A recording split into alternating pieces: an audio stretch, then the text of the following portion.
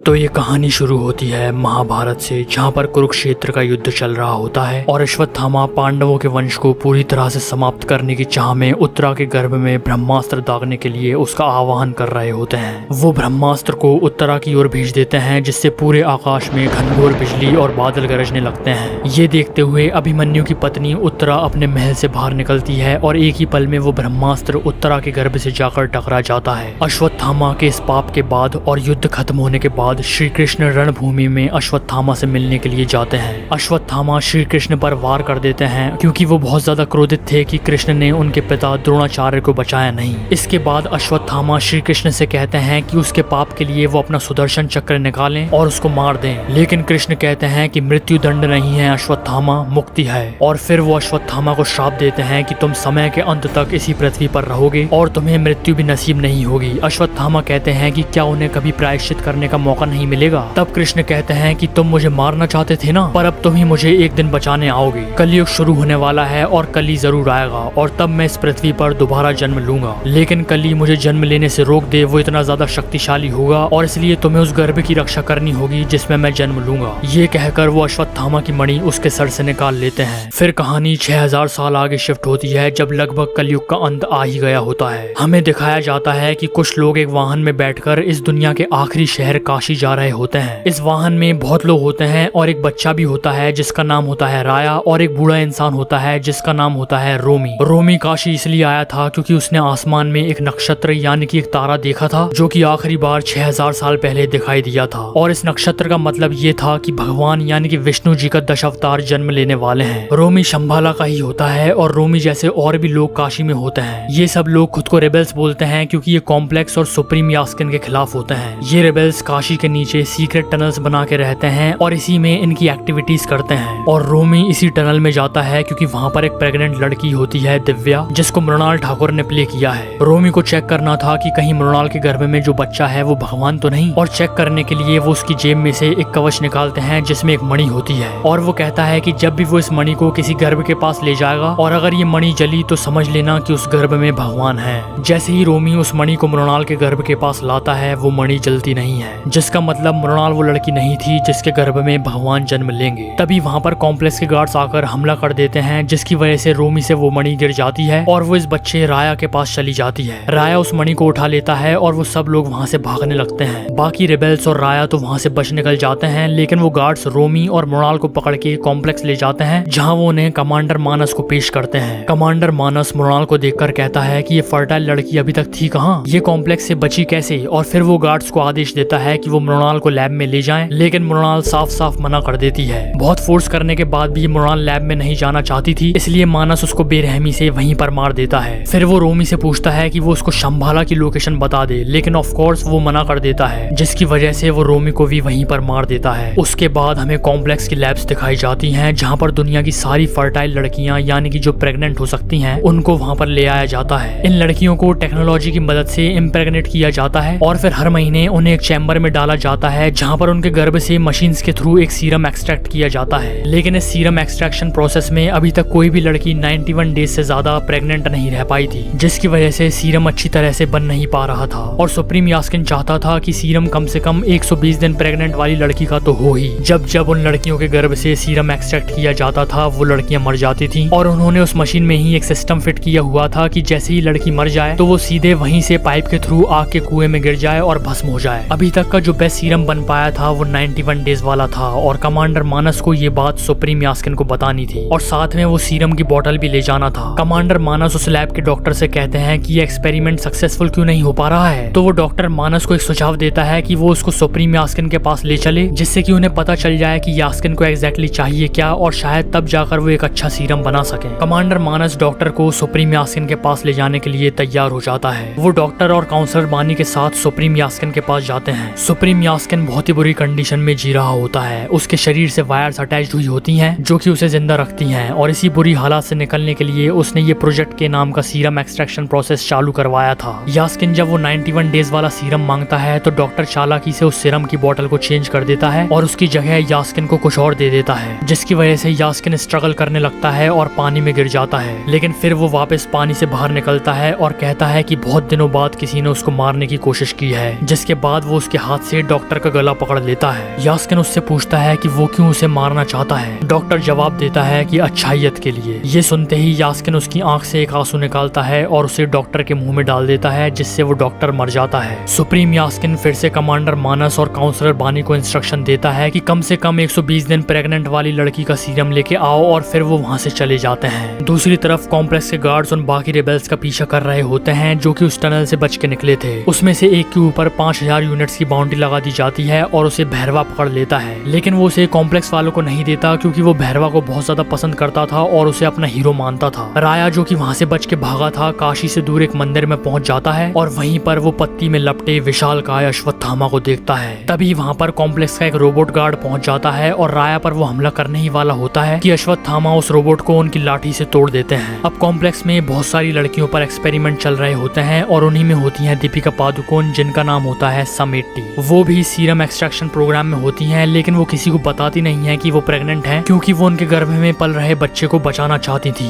ये बात वो वहाँ पर एक लड़की को बताती है और उस पर विश्वास करती है कि वो किसी को नहीं बताएगी। मगर वहाँ पर एक गार्ड को पता चल जाता है कि समेट्टी 5 महीनों से प्रेग्नेंट है। 5 महीने यानी कि 150 दिन, जिसका मतलब ये हुआ कि दीपिका के गर्भ से जो सीरम बनेगा वो सुप्रीम यास्किन के लिए परफेक्ट होगा, क्योंकि सुप्रीम यास्किन ने तो सिर्फ 120 दिन प्रेग्नेंट वाली लड़की का सीरम ही मांगा था और यहाँ तो 150 दिन वाली का मिल रहा है। वो गार्ड समेट्टी को पकड़ के कमांडर मानस को दे देता है और फिर समेट्टी को चैम्बर में डाल दिया जाता है सीरम एक्सट्रैक्शन के लिए। जैसे ही सीरम एक्सट्रैक्शन प्रोसेस शुरू होता है, पूरी दुनिया में हलचल होने लगती है। अश्वत्थामा को भी कुछ एहसास होने लगता है और वो देखते हैं कि राया ने उसकी कमर पर जो मणि बांध रखी हुई है और वो उस मणि को हाथ में लेते हैं तो पता चलता है कि ये वही मणि है जो कि श्री कृष्ण ने उनके सर से 6000 साल पहले निकाल ली थी, इसलिए वो उस मणि को वापस उनके सर में लगा लेते हैं। वहीं कॉम्प्लेक्स में लैब में सारे इक्विपमेंट फेल हो जाते हैं और समेट्टी पाइप के थ्रू आग के कुएं में जाने लगती है, लेकिन तभी वो दूसरी लड़की जिसको समेट्टी ने उनकी प्रेगनेंसी के बारे में बताया था वो उस पाइप में आ जाती है और समेट्टी को उसका हाथ पकड़कर बचा लेती है। वो कहती है कि वो एक रेबेल है और वो यहाँ पर कॉम्प्लेक्स में इंफॉर्मेशन लेने के लिए आई थी, लेकिन अब उसका टास्क समेट्टी को बचाने का है। वो समेट्टी को टनल्स के थ्रू आगे भेजती है और फिर समेट्टी अनजाने में लेजर लाइट्स पर पांव रख देती है और उन लेजर लाइट्स के ट्रिगर होते ही उस टनल में आग के स्प्रेस निकलने लगते हैं। अब पीछे से उसको गार्ड्स पकड़ने के लिए आ रहे होते हैं, इसलिए उसके पास कोई भी चारा नहीं होता आग में जाने के अलावा। आंख बंद करके वो आग के बीच से होते हुए आगे बढ़ने लगती है। उसके कपड़े पूरी तरह से जल जाते हैं, लेकिन वो सेफली टनल के दूसरे एंड पर पहुंच जाती है और बेहोश हो जाती है। वहाँ पर उसको 2 लोग उठाते हैं और उनके ट्रक में ले जाते हैं। वो समझ जाते हैं कि ये प्रेग्नेंट लड़की कुछ तो स्पेशल है, इसलिए वो फैसला करते हैं कि वो उसको कॉम्प्लेक्स से दूर सेफली शंभाला लेकर जाएंगे। जब समेट्टी को होश आता है तो वो खुद को उस ट्रक में पाती है। ट्रक में उसकी प्रोटेक्शन के लिए एक लड़का और एक लड़की होते हैं, जिसमें से लड़की का नाम होता है कायरा। कायरा ही होती है जो कि समेट्टी को सुमति का नाम देती है और वो सब लोग चैन से हंसते खेलते हुए शंभाला जा रहे होते हैं। लेकिन तभी उन्हें पता चलता है कि सुमति के ऊपर कॉम्प्लेक्स वालों ने 1 मिलियन यूनिट्स की बाउंड्री रखी है, जिसका मतलब ये था कि सारे बाउंड्री हंटर्स सुमति को लेने के लिए जरूर आएंगे। होता भी ऐसा ही है। बाउंड्री हंटर्स और कॉम्प्लेक्स के गार्ड्स उस ट्रक पर हमला कर देते हैं। कायरा उसके वेपन्स का यूज करती है और कुछ गार्ड्स को मार भी गिराती है, लेकिन आखिर में वो खुद शहीद हो जाती है। उनका ट्रक भी तोड़फोड़ की वजह से खराब हो जाता है और सारे गार्ड्स उसको घेर लेते हैं। और तभी वहाँ पर अश्वत्थामा आते हैं, 8 फुट लंबे और भयंकर शक्तिशाली। वो सभी को मार गिराते हैं, लेकिन 1 मिलियन यूनिट्स की बाउंड्री सुनकर भैरवा कैसे रोकने वाला था, इसलिए वो भी बुज्जी को लेकर उस ट्रक के पीछे आ जाता है और उसे भी अश्वत्थामा की मार झेलनी पड़ती है। अश्वत्थामा गुस्से में बुज्जी को भी तोड़ देते हैं। भैरवा बहुत बुरी तरह से हार जाता है। फिर अश्वत्थामा भी उस ट्रक में सुमति के साथ बैठ जाते हैं और वो भी शंभाला चले जाते हैं। शंभाला में सुमति का सभी लोग बहुत अच्छे से स्वागत करते हैं। सुमति के आते ही वहाँ पर बारिश होने लगती है जो कि सदियों बाद हुई थी, इसलिए सब लोग उसे माँ बुलाने लगते हैं। राया अश्वत्थामा से कहता है कि अब उसे एक मॉडर्न वेपन ले लेना चाहिए और उसकी लाठी फेंक देना चाहिए। अश्वत्थामा कहते हैं कि ये कोई आम लाठी नहीं है, बल्कि ये कभी लाठी थी ही नहीं। ये उनके मित्र कर्ण का धनुष है, जिसकी शक्तियाँ तभी एक्टिवेट होती हैं जब कर्ण से हाथ लगाते थे। दूसरी तरफ भैरवा पूरी तरह से डिमोटिवेट हो जाता है क्योंकि उसकी जिंदगी में वो पहली बार हारा था और बुज्जी भी डिस्ट्रॉय हो गई थी। लेकिन वो रेबेल जो भैरवा की कैद में था, वो भैरवा से कहता है कि तुम हीरो हो भैरवा, तुम क्यों ना रेबेल्स के साथ मिल जाओ और सुप्रीम यास्किन के खिलाफ लड़ो। और वो उसे ये भी कहता है कि अगर वो रेबेल्स के साथ शामिल होगा तो वो उसे शंभाला लेकर भी जाएगा। वो रेबेल ये नहीं जानता था कि जो बाउंड्री भैरवा ने हारी है वो शंभाला में ही है, इसलिए भैरवा सोचता है कि ठीक है, इसे बेवकूफ बनाकर और इसकी मदद लेकर वो शंभाला तक पहुंच जाएगा, जहाँ वो अश्वत्थामा से बदला भी ले लेगा और सुमति को भी उठा लेगा।